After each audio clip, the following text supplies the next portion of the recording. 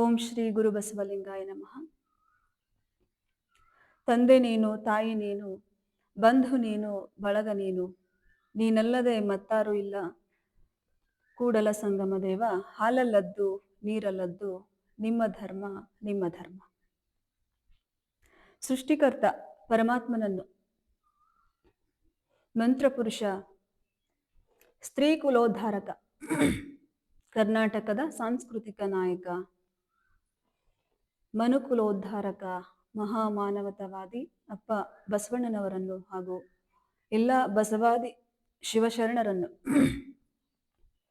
ಹೃದಯ ಮಂದಿರದಲ್ಲಿ ಸ್ಮರಿಸಿ, ನಮ್ಮ ಶ್ರೀ ಗುರು ಬಸವ ಮಹಾಮನೆಯ ಪೂಜ್ಯರ ಪಾದಾರವಿಂದಗಳಲ್ಲಿ ಭಕ್ತಿಯ ಶರಣಗಳನ್ನು ಸಲ್ಲಿಸಿ, ಈ ಬೆಳಗಿನ ಶುಭ ಸತ್ಸಂಗದಲ್ಲಿ ಭಾಗಿಯಾಗಿರ್ತಕ್ಕಂಥ ತಮ್ಮೆಲ್ಲರಿಗೂ ಭಕ್ತಿಯ ಶರಣಾರ್ಥಿ. ಮನುಜರಲ್ಲಿ ಮೇಲು ಕೀಳು ಎಂಬುದೇಕೋ, ನಾವೆಲ್ಲರೂ ಒಂದಾಗಿ ಬಾಳಬೇಕು. ಮನುಜರಲ್ಲಿ ಮೇಲು ಕೀಳು ಎಂಬುದೇಕೋ, ನಾವೆಲ್ಲರೂ ಒಂದಾಗಿ ಬಾಳಬೇಕು. ಬಸವಣ್ಣನ ಆಶಯಗಳ ಅರಿಯಬೇಕು, ಬಸವಣ್ಣನ ಆಶಯಗಳ ಅರಿಯಬೇಕು. ನಾವೆಲ್ಲರೂ ಒಂದಾಗಿ ಬಾಳಬೇಕು. ಮನುಜರಲ್ಲಿ ಮೇಲು ಕೀಳು ಎಂಬುದೇಕೋ, ನಾವೆಲ್ಲರೂ ಒಂದಾಗಿ ಬಾಳಬೇಕು. ಪರಶಿವನ ಮಕ್ಕಳು ನಾವುಗಳೆಲ್ಲ, ನಾನು ನೀನು ಅವನು ಇಲ್ಲಿ ಬೇರೆ ಅಲ್ಲ. ಪರಶಿವನ ಮಕ್ಕಳು ನಾವುಗಳೆಲ್ಲ, ನಾನು ನೀನು ಅವನು ಇಲ್ಲಿ ಬೇರೆ ಇಲ್ಲ. ಬಸವ ತತ್ವವೇ ನಮಗೆ ದಾರಿದೀಪ, ಬಸವ ತತ್ವವೇ ನಮಗೆ ದಾರಿದೀಪ. ಆ ತತ್ವವೇ ಈ ಜಗದ ಸೂರ್ಯರೂಪ. ಮನುಜರಲ್ಲಿ ಮೇಲು ಕೀಳು ಎಂಬುದೇಕೋ, ನಾವೆಲ್ಲರೂ ಒಂದಾಗಿ ಬಾಳಬೇಕು. ಮನುಜರಲ್ಲಿ ಮೇಲು ಕೀಳು ಎಂಬುದೇಕೋ, ನಾವೆಲ್ಲರೂ ಒಂದಾಗಿ ಬಾಳಬೇಕು. ಪರಶಿವನ ಮಕ್ಕಳು ನಾವುಗಳೆಲ್ಲ, ನಾನು ನೀನು ಅವನು ಇಲ್ಲಿ ಬೇರೆ ಇಲ್ಲ. ಪರಶಿವನ ಮಕ್ಕಳು ನಾವುಗಳೆಲ್ಲ, ನಾನು ನೀನು ಅವನು ಇಲ್ಲಿ ಬೇರೆ ಇಲ್ಲ. ಬಸವ ತತ್ವವೇ ನಮಗೆ ದಾರಿದೀಪ, ಬಸವ ತತ್ವವೇ ನಮಗೆ ದಾರಿದೀಪ. ಆ ದೀಪವೇ ಈ ಜಗದ ಸೂರ್ಯರೂಪ. ಮನುಜರಲ್ಲಿ ಮೇಲು ಕೀಳು ಎಂಬುದೇಕೋ, ನಾವೆಲ್ಲರೂ ಒಂದಾಗಿ ಬಾಳಬೇಕು. ಮನುಜರಲ್ಲಿ ಮೇಲು ಕೀಳು ಎಂಬುದೇಕೋ, ನಾವೆಲ್ಲರೂ ಒಂದಾಗಿ ಬಾಳಬೇಕು. ನಾವೆಲ್ಲರೂ ಒಂದಾಗಿ ಬಾಳಬೇಕು. ನಿನ್ನೆಯಿಂದ ನಾವು ವೈರಾಗ್ಯದ ನಿಧಿ, ವೈರಾಗ್ಯದ ಗಿರಿಯನ್ನೇರಿದ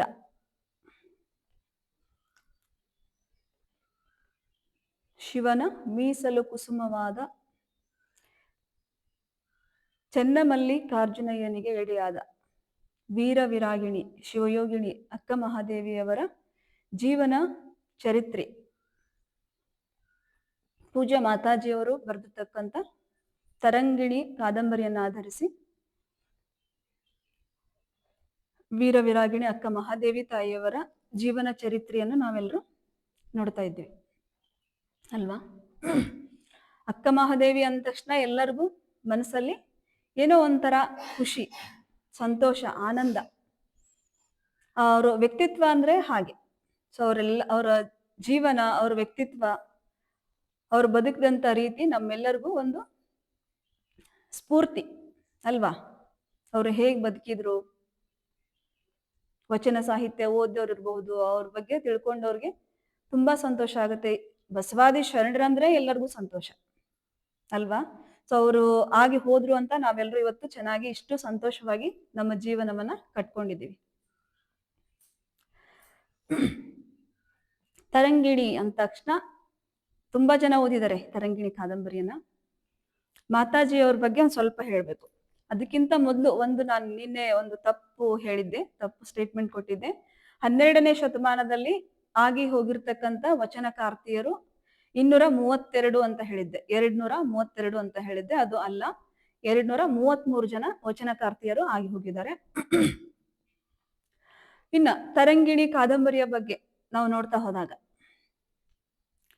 ಮಾತಾಜಿಯವರು ತುಂಬಾ ಕಿರಿ ವಯಸ್ಸಿನಲ್ಲಿ ಆಧ್ಯಾತ್ಮ ಜೀವನಕ್ಕೆ ಬಂದ್ರು. ಪೂಜ್ಯ ಲಿಂಗಾನಂದ ಅಪ್ಪಾಜಿಯವರು ಪ್ರವಚನ ಪಿತಾಮಹ ಅಂತ ಅವ್ರು ಹೇಳ್ತಾರೆ. ಸೊ ಅವರ ಒಂದು ಪ್ರವಚನದಿಂದ ಪ್ರಭಾವಿತರಾಗಿ ಪೂಜ್ಯ ಮಾತಾಜಿಯವರು 1966ರಲ್ಲಿ ಜಂಗಮ ದೀಕ್ಷೆ ತಗೊಂಡು ಬಸವ ತತ್ವಕ್ಕಾಗಿ ತಮ್ಮ ಜೀವನವನ್ನ ಮುಡುಪಾಗಿಟ್ರು. ಬಸವ ತತ್ವವನ್ನ ಅವರು ತುಂಬಾ ವೇಗವಾಗಿ ಪ್ರಚಾರನು ಕೂಡ ಮಾಡಿದ್ರು. ಎಲ್ಲರೂ ಕೇಳಿರ್ತೀರಿ ಮಾತಾಜಿಯವ್ರ ಬಗ್ಗೆ. ಹಾಗೆ ಅವರು ಸಾಕಷ್ಟು ಕೃತಿಗಳನ್ನು ಕೂಡ ಬರೆದಿದ್ದಾರೆ. ಅಂದ್ರೆ ಅಕ್ಕನ ಪ್ರವಚನ ಅಂತ ಒಂದು ಪ್ರವಚನವನ್ನ ರಾಜ್ಯಾದ್ಯಂತ ಲಿಂಗಾನಂದ ಅಪ್ಪಾಜಿಯವರು ಮಾಡಿದ್ರು. ಆ ಪ್ರವಚನದಿಂದ ಪ್ರಭಾವಿತರಾಗಿ ಮಾತಾಜಿಯವರು ಅಕ್ಕ ಮಹಾದೇವಿಯವರ ಚರಿತ್ರೆಯನ್ನ ಅದನ್ನ ಕಾದಂಬರಿ ರೂಪದಲ್ಲಿ ತರಬೇಕು ಅಂತ ಅವ್ರಿಗೆ ತಲೆಯಲ್ಲಿ ಬರುತ್ತೆ. ಸೊ ಅದಕ್ಕೆ ಬೇಕಾದಂತಹ ಎಲ್ಲ ಸಹಕಾರವನ್ನು ಕೂಡ ಪೂಜ್ಯ ಲಿಂಗಾನಂದ ಅಪ್ಪಾಜಿಯವರು ಮಾತಾಜಿಯವರಿಗೆ ಮಾಡ್ತಾರೆ. ಹಾಗಾಗಿ ಇದಕ್ಕಿಂತ ಮೊಟ್ಟ ಮೊದಲ ಕಾದಂಬರಿಯವರು ಹೆಪ್ಪಿಟ್ಟ ಹಾಲು ಅಂತ ಬರೀತಾರೆ. ನಾನು ಅದನ್ನ ಒಂದೇ ಸಾರಿ ಓದಿದ್ದೀನಿ. ಆ ಬುಕ್ ಕಳೆದೋಗಿದೆ ನಮ್ಮ ಮಹಾಮನೆಯಲ್ಲಿ, ಇನ್ನೊಂದ್ಸಾರಿ ಓದ್ಬೇಕು. ತುಂಬಾ ಅದ್ಭುತವಾದ ಕಾದಂಬರಿ. ಸೊ ಅದರ ನಂತರ ಬಂದಿದ್ದೆ ತರಂಗಿಣಿ. ತರಂಗಿಣಿ ಕಾದಂಬರಿ ತುಂಬಾ ತುಂಬಾ ಅದ್ಭುತವಾಗಿ ಬರೆದಿದ್ದಾರೆ.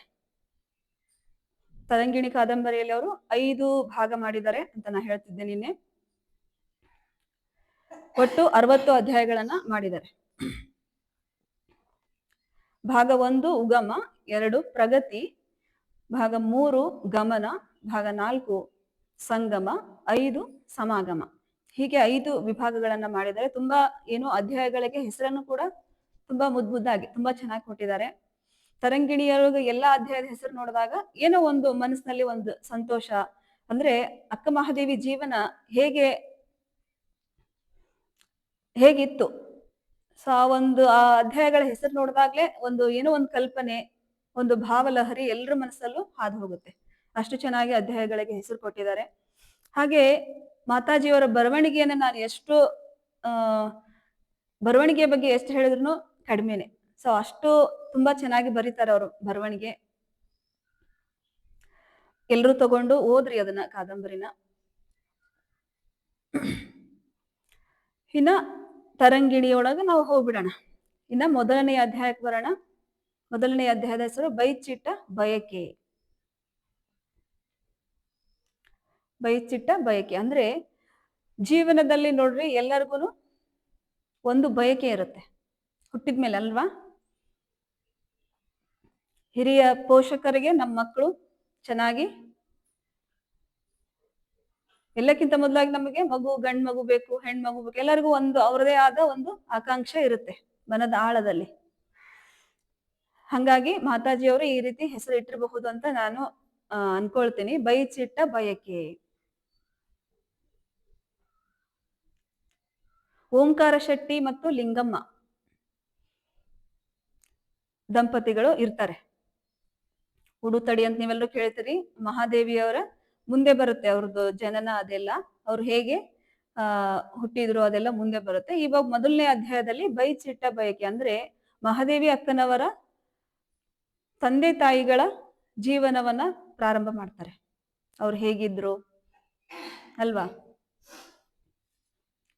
ಮುಖ್ಯವಾಗಿ ಅಕ್ಕ ಮಹಾದೇವಿಯವರ ಬಗ್ಗೆ ನಾವು ನೋಡ್ತಾ ಹೋದಾಗ ಎಲ್ಲರಿಗೂ ಒಂದು ಸ್ಫೂರ್ತಿ.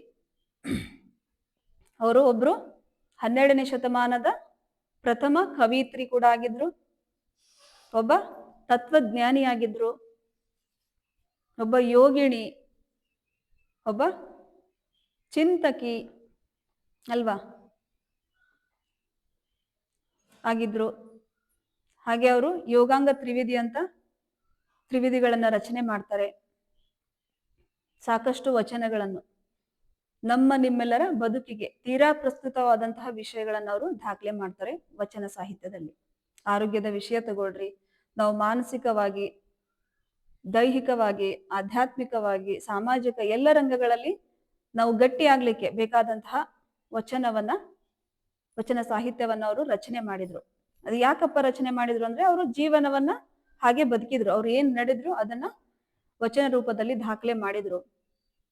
ಅವರ ಕಷ್ಟ, ಅವರ ಛಲ, ಅವರ ಗಟ್ಟಿತನ ನಮ್ಗೆಲ್ಲರಿಗೂ ಇವತ್ತು ಮಾರ್ಗದರ್ಶನ.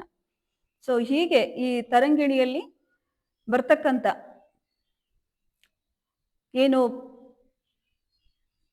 ಅಕ್ಕ ಮಹಾದೇವಿಯವರ ಚರಿತ್ರೆ ಏನಪ್ಪಾ ಇದೆಯಲ್ಲ, ನಮಗೆಲ್ಲರಿಗೂ ಒಂದು ಸ್ಫೂರ್ತಿಯನ್ನ ನೀಡುತ್ತೆ, ಮಾರ್ಗದರ್ಶನ ಮಾಡುತ್ತೆ. ಈ ಒಂದು ನಿಟ್ಟಿನಲ್ಲಿ ನಾವೆಲ್ಲರೂ ಅಕ್ಕ ಮಹಾದೇವಿಯರ ಚರಿತ್ರೆಯನ್ನ ನೋಡ್ತಾ ಹೋಗೋಣ. ಇನ್ನ ಅಧ್ಯಾಯ 1 ಭಾಗ 1 ಉಗಮ. ಇದರಲ್ಲಿ ಅಧ್ಯಾಯ 1 ಬೈಚಿಟ್ಟ ಬಯಕೆ. ಓಂಕಾರ ಶೆಟ್ಟಿ ಮತ್ತು ಲಿಂಗಮ್ಮ ಅಂತ ದಂಪತಿಗಳಿರ್ತಾರೆ. ಅವರು ಇಬ್ರು ಇರ್ತಾರೆ, ಓಂಕಾರ ಶೆಟ್ಟಿ ಮತ್ತೆ ಅವರ ಅಣ್ಣ ಶಿವದೇವ ಶೆಟ್ಟಿ. ಸೊ ಅವ್ರದ್ದು ಓಂಕಾರ ಶೆಟ್ಟಿ ಅವ್ರದ್ದು ತಂದೆ ತಾಯಿ ಹೆಸರು ಇಲ್ಲಿ ಪ್ರಸ್ತಾಪ ಮಾಡಲ್ಲ ಮಾತಾಜಿಯವರು. ತಂದೆ ಈ ಕಾದಂಬರಿ ಪ್ರಾರಂಭ ಆದ್ಮೇಲೆ ಅವರು ತೀರೋ ಹೋಗೋದನ್ನ ಹೇಳ್ತಾರೆ. ಇಬ್ರು ಮಕ್ಕಳು ಇವರು, ಒಬ್ರು ಶಿವದೇವ ಶೆಟ್ಟಿ ಅವರ ಅಣ್ಣ, ಓಂಕಾರ ಶೆಟ್ಟಿ ತಮ್ಮ. ಹೀಗೆ ಓಂಕಾರ ಶೆಟ್ಟಿ ಮತ್ತು ಲಿಂಗಮ್ಮ ಅಲ್ಲೇ ಅವರು ಊರಿಗೆ ಹತ್ತಿರದಲ್ಲಿ ಒಬ್ರು ಲಿಂಗಮ್ಮ ಅನ್ನೋರ್ ಜೊತೆ ವಿವಾಹ ಮಾಡ್ತಾರೆ ಅಂತ 2ನೇ ಅಧ್ಯಾಯದಲ್ಲಿ ಬರುತ್ತೆ. ಸಾತ್ವಿಕ ಸಂಸಾರ ಅಂತ ಬರುತ್ತೆ 2ನೇ ಅಧ್ಯಾಯ. ಈಗ ಬೈಚಿಟ್ಟ ಬಯಕೆಯನ್ನ ನೋಡೋಣ. ಸೊ ಬಯಕೆ ಬಗ್ಗೆ ನಾನು ಹೇಳ್ತಾ ಇದ್ದೆ, ಜೀವನದಲ್ಲಿ ಎಲ್ಲರಿಗೂ ಕೂಡ ಒಂದು ಆಸೆ, ಆಕಾಂಕ್ಷೆ, ನಮ್ಮ ಮಕ್ಕಳು ಚೆನ್ನಾಗಿ ಬದುಕನ್ನ ಕಟ್ಕೋಬೇಕು, ನಾವು ಕೂಡ ಚೆನ್ನಾಗಿ ಬದುಕಬೇಕು ಅನ್ನೋ ಆಸೆ, ಆಕಾಂಕ್ಷೆ ಎಲ್ಲರಿಗೂ ಇರುತ್ತೆ. ಹಾಗೆ ಕೂಡ ನಮಗೆ ಮದುವೆ ಆದಂತ ಪ್ರತಿಯೊಬ್ಬರಿಗೂ ಕೂಡ ಮಕ್ಕಳಾದ್ರೆ ಮುಕ್ತಿ ಅನ್ನೋ ಒಂದು ಬಯಕೆ ಇರುತ್ತೆ ಅಲ್ವಾ ಎಲ್ಲರಿಗೂ. ಇವಾಗ ಮನೆಯಲ್ಲಿ ಹಿರಿಯರು ನೋಡ್ರಿ, ಬೇಗ ಮಕ್ಕಳಿಗೆಲ್ಲ ಮದ್ವೆ ಮಾಡ್ತಾರೆ. ಒಂದು 2-3 ಜನ ಮಕ್ಕಳಿಗೆ ಒಟ್ಟಿಗೆ ಮದುವೆ ಮಾಡ್ತಾರೆ ಅನ್ಕೊಳ್ರಿ, ಅದ್ರಲ್ಲಿ ಒಬ್ಬರಿಗೆ ಮಕ್ಕಳು ಆಗೋದಿಲ್ಲ, ಬೇಗ ಆಗೋದಿಲ್ಲ. ಸೊ ಮನೇಲಿ ಆಗ್ಲೇ ಹಿರಿಯರು ಕಿರಿಕಿರಿ ಮಾಡ್ತಿರ್ತಾರೆ, ಇನ್ನೂ ಮಕ್ಕಳಾಗ್ಲಿಲ್ಲ ಹಿರಿಯ ಮಗನಿಗೆ. ಅಂದ್ರೆ ಎಲ್ಲರಿಗೂ ಒಂದು ಇರುತ್ತೆ ಮನಸ್ಸಲ್ಲಿ, ಮಕ್ಕಳಾದ್ರೆ ಜೀವನದಲ್ಲಿ ಮುಕ್ತಿ ಹೆಣ್ಮಕ್ಳಿಗೆ, ಇಲ್ಲಾಂದ್ರೆ ಮುಕ್ತಿ ಆಗಲ್ಲ ಯಾರಿಗೂ ಅಂತ ಒಂದು ಭಾವನೆ ಇರುತ್ತೆ. ಅದೇ ರೀತಿ ಇಲ್ಲಿ ಮಹಾದೇವಿ ಅಕ್ಕನವರ ತಾಯಿ ಲಿಂಗಮ್ಮನಿಗೂ ಕೂಡ ಅದೇ ರೀತಿ ಇರುತ್ತೆ. ಇಬ್ಬರು ದಂಪತಿಗಳು ತುಂಬಾ ಸಾತ್ವಿಕವಾದ ಸಂಸಾರವನ್ನ ನಡೆಸ್ತಾ ಇರ್ತಾರೆ. ವ್ಯಾಪಾರ ಅವ್ರದ್ದು, ಉದ್ಯೋಗ ಓಂಕಾರ ಶೆಟ್ಟಿ ಅವ್ರದ್ದು. ಓಂಕಾರ ಶೆಟ್ಟಿ ಅವರು ತುಂಬಾ ಭಕ್ತಿ ಜೀವಿಗಳು. ಎಷ್ಟಪ್ಪ ಅಂದ್ರೆ ಅವ್ರದ್ದು ದಿನನಿತ್ಯ ಕಾರ್ಯಚಟುವಟಿಕೆಗಳು, ಅವರು ಶಿವನ ಪೂಜೆ, ಇಷ್ಟಲಿಂಗ ಪೂಜೆ ಮಾಡದೆ ಮುಂದಿನ ಕೆಲಸ ಮಾಡ್ತಾ ಇರ್ಲಿಲ್ಲ. ಸೊ ಈ ರೀತಿ ಮಾಡ್ತಾ ಇರ್ಬೇಕಾದ್ರೆ ಲಿಂಗಮ್ಮನು ಕೂಡ ಅಷ್ಟೇ, ದಂಪತಿಗಳಲ್ಲಿ ಅನ್ಯೋನ್ಯತೆ ತುಂಬಾ ಚೆನ್ನಾಗಿತ್ತು, ಸಾತ್ವಿಕವಾದ ಸಂಸಾರವನ್ನ ನಡೆಸ್ತಾ ಇದ್ರು. ಹೀಗೆ ಒಂದಿನ ಓಂಕಾರ ಶೆಟ್ಟಿಯವರು ಬೆಳಗಿನ ದಿನನಿತ್ಯ ಕರ್ಮಗಳನ್ನ ಮುಗಿಸಿ, ಪೂಜೆ ಪ್ರಸಾದ ಎಲ್ಲ ಮುಗಿಸ್ಕೊಂಡು ತಮ್ಮ ಅಂಗಡಿಯ ವ್ಯಾಪಾರಕ್ಕೆ ಹೋಗ್ತಾರೆ. ಒಂದು ದಿನ ಅವರ ಊರಲ್ಲಿ ಫಾಲನೇತ್ರಯ್ಯ ಅನ್ನೋರ್ ಮನೆಯಲ್ಲಿ ಒಂದು ಮಗುವಿನ ನಾಮಕರಣ ಇರುತ್ತೆ, ನಾಮಕರಣ ಕಾರ್ಯಕ್ರಮ ಇರ್ತದೆ. ನಮ್ಮ ಮನೇಲೂ ಎಲ್ಲ ಇರ್ತಾವಲ್ಲ, ಕರೀತಾರಲ್ವಾ. ಸೊ ಹೋಗುವಾಗೆಲ್ಲ ಏನ್ ಮಾಡ್ತೀವಿ ನಾವು, ಅವರಿಗೆ ಮುಯಿ ತಗೊಂಡು ಹೋಗ್ತೀವಿ. ಏನೋ ಕೆಲವೊಬ್ರು ಅಕ್ಕಿ ಬೆಲ್ಲ ಏನೋ ತಗೊಂಡು ಹೋಗ್ತಾರೆ, ಕೆಲವೊಬ್ರು ಪಾಪುಗೆ ಬಟ್ಟೆ ತಗೊಂಡು ಹೋಗ್ತಾರೆ, ಕೆಲವೊಬ್ರು ತಾಯಿಗೆ ಸೀರೆ ಕುಬ್ಸ ಇದೆಲ್ಲ ತಗೊಂಡು ಹೋಗೋದು ವಾಡಿಕೆ. ಹಾಗೆ ಇರ್ಬೇಕಾದ್ರೆ ಲಿಂಗಮ್ಮನವರು ಕೂಡ ಫಾಲನೇತ್ರಯ್ಯನವ್ರ ಮನೆಗೆ ತುಂಬಾ ಸಂತೋಷವಾಗಿ ಮೂಯಿ ತಗೊಂಡು ಹೋಗ್ತಾರೆ. ಏನೋ ಇಟ್ಕೊಟ್ರೆ ಸೀರೆ, ಏನೋ ಅಕ್ಕಿ ಬೆಲ್ಲ ಏನೋ ತಗೊಂಡು ಹೋಗ್ತಾರೆ. ತಗೊಂಡು ಹೋಗ್ತಾರೆ. ಅಲ್ಲಿ ಕಾರ್ಯಕ್ರಮ ನಡೆದಿರುತ್ತೆ. ನಿಮಗೆ ಮನಸ್ಸಿನಲ್ಲಿ ಇದು ಕಲ್ಪನೆ ಬರಬೇಕು. ನೀವು ಹಳ್ಳಿಗಳಲ್ಲಿ ಈಗಲೂ ಕೂಡ ಆ ಸಂಪ್ರದಾಯ ಇದೆ. ಅಲ್ಲಿ 5 ಜನ ಮುತ್ತೈದರು ಹೋಗಿ ಅದು ತೊಟ್ಲನ್ನ ಪೂಜೆ ಮಾಡೋ ಕಾರ್ಯಕ್ರಮ. ಮಗುಗೆ ತೊಟ್ಲಲ್ಲಿ ಹಾಕಿ ಫಸ್ಟ್ ಮುತ್ತೈದರ ಕಡೆಯಿಂದ ಆ ತೊಟ್ಲಿಗೆ ಪೂಜೆ ಮಾಡಿಸಿ ಮುತ್ತೈದರಿಗೆ ಉಡಿ ತುಂಬುವ ಕಾರ್ಯಕ್ರಮ ಒಂದು ಸಂಪ್ರದಾಯ ಇರುತ್ತೆ. ನಮಗೂ ಗೊತ್ತಿದೆ. ಸೊ ಹೀಗೆ ಆಗ್ತಿರ್ಬೇಕಾದ್ರೆ ಎಲ್ಲರಿಗೂ ಕರೆದಾಗ ಲಿಂಗಮ್ಮನು ಕೂಡ ಎದ್ದು ತೊಟ್ಲದ ಹತ್ರ ಹೋಗ್ತಾಳೆ. ತೊಟ್ಲದ ಹತ್ರ ಹೋದಾಗ ಪಾಲನೇತ್ರಯ್ಯನವರ ಮಡದಿ ಅಜ್ಜಿ ಇರ್ತಾಳಲ್ಲ, ಅವಳು ಎಷ್ಟು ಕ್ರೂರವಾಗಿ ಹೇಳ್ತಾಳೆ ಅಂತಂದ್ರೆ, ಅವಳು ಹೇಳೋ ಮಾತು ಲಿಂಗಮ್ಮನವರಿಗೆ ಮನಸ್ಸಿಗೆ ಚುಚ್ಚಿದ ಹಾಗೆ ಆಗುತ್ತೆ. ಏನಪ್ಪ ಹೇಳ್ತಾಳೆ ಅಂದ್ರೆ, ಅದು ತುಂಬಾ ಚೆನ್ನಾಗಿ ಬರೆದಿದ್ದಾರೆ ಮಾತಾಜಿಯವರು, ಅದು ಓದ್ಬೇಕು. ಒಂದು ಸರ್ತಿ ಬೇಕಂತ ಸಾಧ್ಯವಾದ್ರೆ ಅದು ಯಾಕಂದ್ರೆ ಮಾತಾಜಿಯವ್ರು ಬರೆದ ಹಾಗೇನೆ ಅದು ಕೆಲವೊಂದು ವಾಕ್ಯಗಳನ್ನ ಹೇಳ್ಬೇಕು. ಅದು ತುಂಬಾ ನಮ್ಗೆ ಸಂತೋಷ ಕೊಡುತ್ತೆ, ನಮಗೆ ಮನಸ್ಸಿನ ಮೇಲೆ ಪರಿಣಾಮ ಬೀರುತ್ತೆ. ಹೀಗೆ ಹೇಳ್ತಾಳ ಅಜ್ಜಿ, ಯವುಗಳ್ರೆ, ಆ ಲಿಂಗಮ್ಮನ ತೊಟ್ಲು ಸೋಕಕ್ ಬಿಡ್ಬೇಡ್ರಿ. ಅವಳು ಮೊದ್ಲೇ ಮಗು ಆಗಿಲ್ಲ, ಅವಳಿಗೆ ಬಂಜೆ ಇದ್ದಾಳೆ. ಮೊದ್ಲು ಮಗುವನ್ನು ಮುಟ್ಸಿದ್ರೆ ಮಗುಗೆ ಏನಾದ್ರು ಕೇಡಾದ್ರೆ ಏನ್ ಮಾಡೋದು? ಅವಳನ್ನ ತೊಟ್ಲ ಹತ್ರಕ್ ಬರಕ್ಕೆ ಬಿಡ್ಬೇಡ್ರಿ ಅಂತ ಜೋರಾಗಿ ಎಲ್ಲ ಜನರ ಮುಂದೆ ಹೇಳ್ಬಿಡ್ತಾಳೆ. ಈ ತರ ಮಾತುಗಳನ್ನ ಕೇಳಿದಾಗ ನಮಗ್ ಸುಮ್ನೆ ಯಾರೋ ಒಬ್ರು ಸಿಟ್ ಮಾಡಿದಾಗ ಏನೋ ಒಂದ್ ಅಂದಾಗ ನಮ್ಗೆ ಎಷ್ಟು ಮನಸ್ಸಿಗೆ ನೋವಾಗುತ್ತಲ್ವಾ. ಸೊ ಮಕ್ಕಳ ವಿಷಯದಲ್ಲಿ ಲಿಂಗಮ್ಮ ತುಂಬಾ ಸಾತ್ವಿಕವಾದ ಸಂಸಾರವನ್ನ ನಡೆಸಿರ್ತಕ್ಕಂಥ ಒಬ್ಬ ಮಹಿಳೆ. ಮತ್ತೆ ಯಾರ ತಂಟೆಗೂ ಹೋಗೋದಿಲ್ಲ ಅವರು. ಗಂಡ ಹೆಂಡತಿ ತಮ್ಮ ಜೀವನ, ದೇವರ ಪೂಜೆ, ಧ್ಯಾನ, ಸತ್ಸಂಗ, ಓದು ಇಂಥದ್ರಲ್ಲೇ ತಮ್ಮ ಜೀವನವನ್ನ ನಡೆಸ್ತಾ ಇರ್ತಕ್ಕಂಥ ಒಬ್ಬ ಶರಣ ದಂಪತಿಗಳು. ಇಂಥವ್ರಿಗೆ ತುಂಬಿದ ಸಭೆಯಲ್ಲಿ ತುಂಬಾ ಜನ ಬಂದಿರ್ತಾರೆ. ಅಷ್ಟು ಜನರ ಮಧ್ಯೆ ಈ ತರ ಹೇಳಿದಾಗ ಅವಳಿಗೆ ತುಂಬಾ ನೋವಾಗುತ್ತೆ. ಆದ್ರೂ ಸಹಿಸ್ಕೊಂಡು ಹಿಂದೆ ಸರಿದು ಹೋಗಿರ್ತಕ್ಕಂಥ ಕಾರ್ಯಕ್ರಮನ ಮುಗಿಸ್ಕೊಂಡು ಬರ್ಬೇಕು ಅನ್ಕೊಂಡಾಗ ಅಲ್ಲಿದ್ದವರು ಮತ್ತೆ ನಿಮ್ ಹಾಗೆ ಇರ್ತಾರಲ್ಲ, ನಮ್ಮ ಹಾಗೆ ಇರ್ತಾರಲ್ಲ. ಇವಾಗ ಲಿಂಗಮ್ಮ ಅಂದ್ರೆ ನಮಗ್ ತುಂಬಾ ಇಷ್ಟ. ಲಿಂಗಮ್ಮ, ಓಂಕಾರ ಶೆಟ್ಟಿ ಮನೆ ಅವ್ರ ದಂಪತಿಗಳು ಅಂದ್ರೆ ನಾವೆಲ್ಲ ತುಂಬಾ ಅಕ್ಕಪಕ್ಕದ ಮನೆಯವ್ರು ಅಂದ್ರೆ ತುಂಬಾ ಒಳ್ಳೆ ಒಡನಾಟದಿಂದ ಇರ್ತೀವಿ. ನಮಗೆ ಈಗ ನಿಮಗೇನ್ರ ಅಂದ್ರೆ ನನಗ್ ನೋವಾಗುತ್ತೆ. ಹಾಗಾಗಿ ಅಲ್ಲಿದ್ದವರು ಕೆಲವೊಬ್ರು ಹೇಳ್ತಾರೆ, ವಾ ಅಜ್ಜಿಗೆ ಹೇಳ್ತಾರೆ, ಹಂಗ್ಯಾಕೆ ಹೇಳ್ತೀಯವ್ವ, ಅವರು ಶರಣರಿದಾರ, ಅವರು ಬಸವ ತತ್ವದವ್ರಿದಾರ, ಅಪ್ಪ ಬಸವಣ್ಣನ ಭಕ್ತರಿದಾರ, ಇಷ್ಟಲಿಂಗ ಪೂಜೆ ಮಾಡ್ಕೊಂಡು ತಮ್ಮ ಪಾಡಿಗೆ ತಾವು ಸಾತ್ವಿಕ ಜೀವನವನ್ನ ನಡೆಸ್ತಾ ಇದಾರ, ಬಹಳ ಒಳ್ಳೆ ಶರಣರಿದಾರ, ಅವ್ರಿಗೆ ಯಾಕೆ ಹಂಗಂತಿ, ಅವ್ರು ಮುಟ್ಟಿದ್ರೆ ಏನ ಆಗುದಿಲ್ಲ ನಿನ್ ಮೊಮ್ಮಗ ಅಂತ ಅಲ್ಲಿದ್ದವ್ರು ಹೆಣ್ಮಕ್ಳು ಹೇಳ್ತಾರೆ.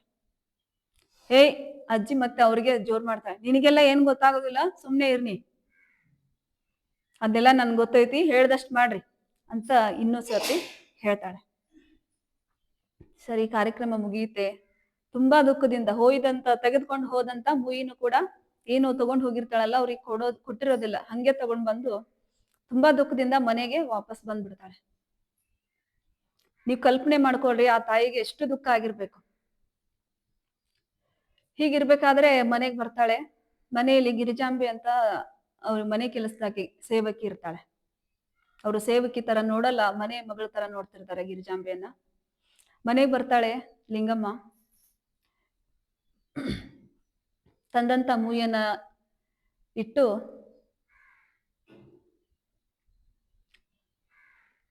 ಅಷ್ಟೊತ್ತಿಗಾಗ್ಲೇ ಓಂಕಾರ ಶೆಟ್ಟಿ ಲಿಂಗಮ್ಮ ಮನೆಗ್ ಬರೋದಕ್ಕಿಂತ ಮೊದ್ಲನೇ ಓಂಕಾರ ಶೆಟ್ಟಿ ಏನು ಅಂಗಡಿ ವ್ಯಾಪಾರ ಮುಗಿಸಿ ಮನೆಗ್ ಬಂದಿರ್ತಾರೆ.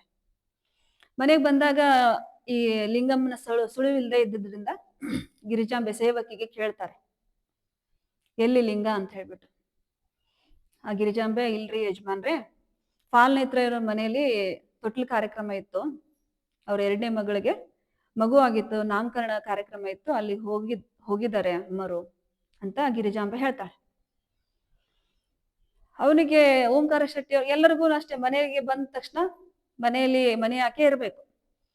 ಸರಿ, ಅವ್ರಿಗೂ ತಮ್ಮ ಕೆಲಸದಲ್ಲಿ ತೊಡ್ಕೊಂಡಿರ್ತಾರೆ, ಬರ್ಲಿ ಬಿಡು ಅಂತ ಹೇಳ್ಬಿಟ್ಟು ಬಂದು ಕೂತಿರ್ತಾನೆ. ಲಿಂಗಮ್ಮ ಅವರು ಬರ್ತಾರೆ ಅವ್ರ ಮನೆಯಿಂದ, ತುಂಬಾ ದುಃಖದಲ್ಲಿ ಬರ್ತಾರೆ, ತುಂಬಾ ಕೋಪದಲ್ಲಿ ಇರ್ತಾರೆ. ಓಂಕಾರ ಶೆಟ್ಟಿ ಓದ್ತಾ ಕೂತಿರ್ತಾರೆ. ಇವ್ರು ಬಂದ್ ತುಂಬಾ ಕೋಪದಿಂದ ಏನು ಮೂವಿ ಎಲ್ಲ ತಗೊಂಡ್ ಹೋಗಿದ್ರ ತುಂಬಾ ಜೋರಾಗಿ ತಗೊಂಡ್ಬಂದ ಟೇಬಲ್ ಮೇಲೆ ಕುಕ್ಕರಿಸ್ತಾಳೆ. ಕೋಪ ಇರುತ್ತಲ್ಲ, ಬೇಸರ, ದುಃಖ ಎಲ್ಲ ಆಗಿರುತ್ತೆ, ಎಲ್ಲ ಒಟ್ಟಿಗೆ ಆಗಿರುತ್ತೆ. ಕುಕ್ಕರಿಸಿದಾಗ ಓಂಕಾರ ಶೆಟ್ಟಿ ಅವ್ರದ್ದು ಗಮನ ಮಠದ ಲಿಂಗಮ್ಮವ್ರ ಕಡೆ ಬರುತ್ತೆ. ಲಿಂಗಮ್ಮನವ್ರ ಕಡೆ ಯಾಕೋ ಏನೋ ವ್ಯತ್ಯಾಸ ಆಗಿದೆಯಲ್ಲ ಅಂತ ತಿಳ್ಕೊಂಡು ಓಂಕಾರ ಶೆಟ್ಟಿ ಅವರು ಸರಿ ಬುಕ್ ಎಲ್ಲ ಅದನ್ನ ಏನು ಓದ್ತಾ ಇದ್ರಲ್ಲ ಅದನ್ನ ಅಲ್ಲಿಗೆ ನಿಲ್ಲಿಸಿ, ಏನೋ ವ್ಯತ್ಯಾಸ ಆದಂಗೆ ಆಗಿದೆ, ಸಮಾಧಾನ ಮಾಡೋಣ ಹೆಂಡತಿಗೆ ಅಂದ್ಬಿಟ್ಟು ಓಂಕಾರ ಶೆಟ್ಟಿ ಅವರು ಹೆಂಡತಿ ಕಡೆ ಬರ್ತಾರೆ. ಅವಳಿಗೆ ದುಃಖ ಉಮ್ಮಳಿಸಿ ಬರುತ್ತೆ, ಮುಖ ಒಂಥರ ಆಗಿರುತ್ತೆ. ಅವನಿಗೆ ಆಗ್ಲೇ ಕಲ್ಪನೆ ಆಗುತ್ತೆ, ಏನೋ ನಡೆದಿರ್ಬೇಕಲ್ಲ, ನನ್ನ ಲಿಂಗ ಯಾವತ್ತೂ ಹಿಂಗೆ ಇದ್ದೋಳಲ್ಲ, ಯಾವಾಗ್ಲೂ ನಗುಮುಖ, ತುಂಬಾ ಹಸನ್ಮುಖಿ. ಮತ್ತೆ ಎಲ್ಲ ಓಂಕಾರ ಶೆಟ್ಟಿಯವರ ಎಲ್ಲ ಕೆಲಸ ಓದು ಇರಬಹುದು, ವ್ಯಾಪಾರ ಇರಬಹುದು, ಭಕ್ತಿ ಎಲ್ಲ ವಿಷಯಗಳಲ್ಲೂ ತುಂಬಾ ಸಹಕಾರ ನೀಡ್ತಕ್ಕಂಥ ಮಹಿಳೆ ಆಗಿರ್ತಾಳೆ ಲಿಂಗಮ್ಮ. ಯಾವಾಗ್ಲೂ ನಗ್ನಗ್ತಾ ಇರೋ ನನ್ ಲಿಂಗ ಯಾಕೆ ಇವತ್ತು ಇಷ್ಟು ಸಿಟ್ ಮಾಡ್ಕೊಂಡಿದ್ದಾಳೆ ಅಂತ ಯೋಚನೆ ಮಾಡ್ತಾ ಸರಿ ಸಮಾಧಾನ ಮಾಡೋಣ ಅಂತ ಬುಕ್ ಮಡಚಿಟ್ಟು ಮಡದಿ ಹತ್ರ ಬರ್ತಾರೆ. ಸೊ ಬಂದು ಇವತ್ತು ಅಲ್ಲೇ ಕೂತಿರ್ಲಿ ಓಂಕಾರ ಶೆಟ್ಟಿ ಅವರು, ಮುಂದಿಂದು ನಾಳಿನ ದಿನ ನೋಡೋಣ. ತುಂಬಾ ಚೆನ್ನಾಗಿದೆ ಅವ್ರಿಬ್ರದ್ದು ಸಂಭಾಷಣೆ. ನಾಳಿನ ದಿನ ನೋಡೋಣ ಅಂತ ತಿಳ್ಕೊಂಡು ಹೇಳ್ತಾ ಇದಿಷ್ಟು ಇವತ್ತಿನ ಚಿಂತನ. ಎಲ್ಲರಿಗೂ ಶರಣು ಶರಣಾರ್ಥಿ.